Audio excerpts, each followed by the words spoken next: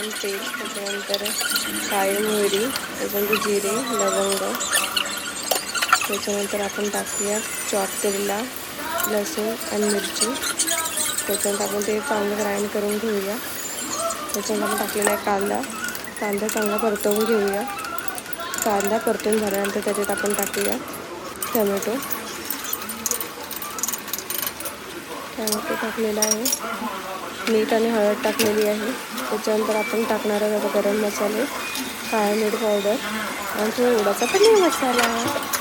त्याच्यानंतर आता परतून घेऊया प्रॉपर आणि त्याच्यात टाकूया आता राईस आणि डाळी. सगळं डाळी टाकलेल्या आहेत, थोडंसं पाणी टाकलेलं आहे आपण. बघा ते झालेलं आहे. आता आपण शिजवायला टाकलं, शिजलेलं आहे असं एकदम कुतुशीत मसमसीत झालेलं आहे. तर आपले झालेलं आहे रेडी. तर आता मग खाऊया.